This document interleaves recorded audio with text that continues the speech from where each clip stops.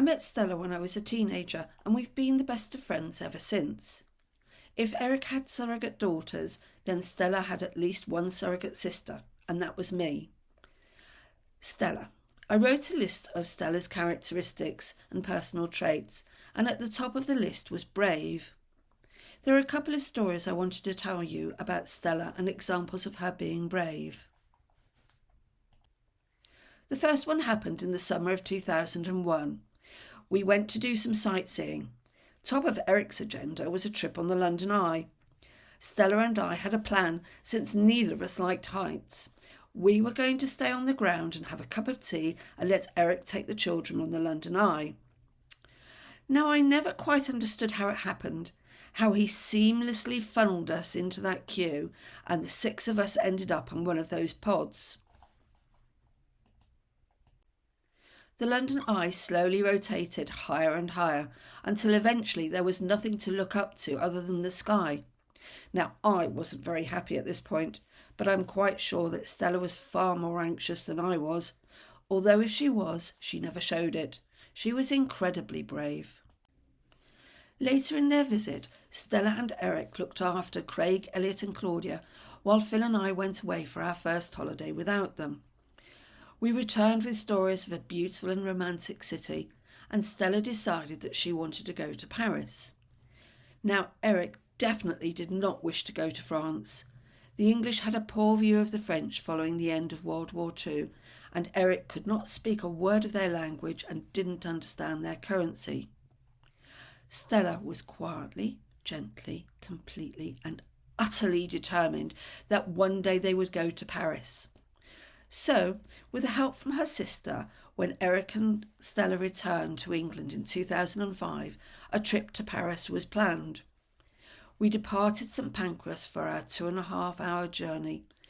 Less than 30 minutes into the journey, the train stopped just outside Ashford. We waited and waited and waited. The train was sealed shut, and in the heat of August got hotter and hotter. The first hour passed, nothing happened. The second hour passed, and nothing happened. Then we received bottles of warm water, but still the train did not move. We were well into hour 3 when Stella turned to me and said quietly, "I'm claustrophobic." She had sat silently and been so brave for so long. Of course, I reassured her, and together we endured another hour of being claustrophobic together before it was announced that all the passengers would have to climb down from the train and walk with our luggage beside the railway track to another Eurostar and climb up onto a working train to continue our journey. We finally arrived at the Gare du Nord, Paris, 4 hours late. This meant that instead of arriving at the hotel at 7 in the evening, our taxis dropped us off at 11 p.m. We dropped off our cases in the hotel and went out for dinner. Our hotel was in the Latin Quarter of Paris, a lively and vibrant part of the city where restaurants stay open until very late. We chose a busy Mexican restaurant, and after supper the entertainment started with songs, sombreros and salsas. In a bizarre turn of events, though Stella did not speak French, she did, of course, speak Spanish, and so started a trilingual conversation, with Stella translating the Spanish to English and Phil and I translating the French to English and vice versa. And in Eric's arms, Stella could not have been happier. We all visited the opera. At this point, Eric was getting to grips with France and the French, and in fact, he was beginning to enjoy it, both linguistically and confidently taking Stella to visit the Louvre without Phil or myself. After dinner one evening, we took Stella and Eric to the Sacré-Cœur, a stunning white church at the top of a hill overlooking Paris. It is in Montmartre, the artists' quarter, and I really wanted Stella and Eric to experience this historic area of Paris. We went to a cafe for a glass or two of wine, to talk about our day and to take in the ambience. Time passed, and before we knew it, the clocks were striking midnight, and people were starting to go home. Rather too quickly, the bars closed and the streets started to empty. and there were no taxis to be seen. Thank heavens I found a taxi rank with a queue of people but no taxis. We were in a bit of a pickle and the queue grew longer. To make things complicated, none of us had the hotel address and we needed 2 taxis.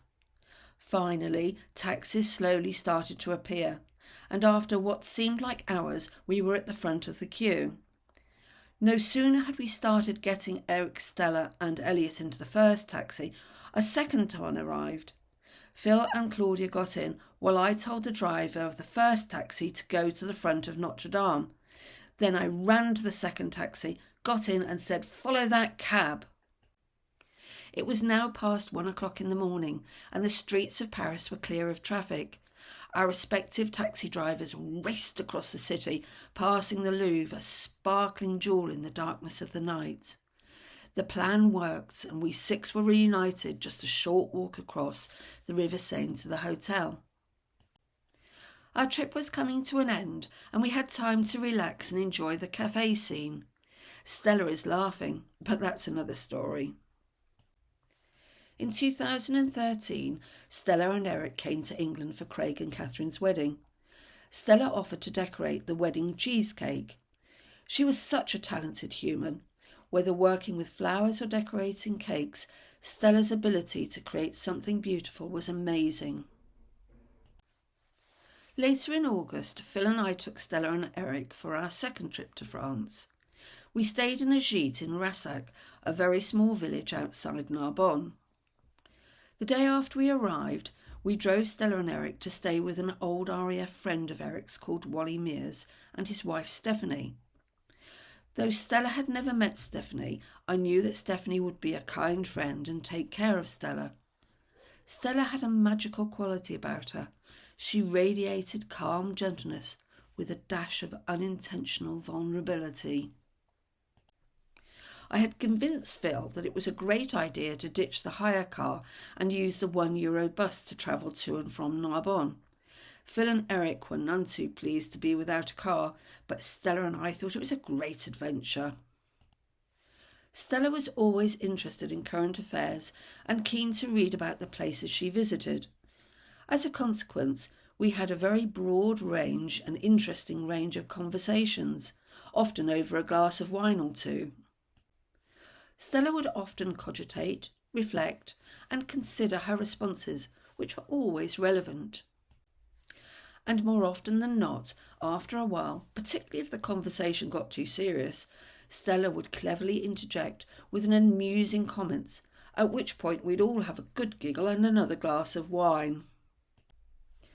Stella was game for trying things that were new. Both she and Eric embraced the French game of ball on the local gravel ball park.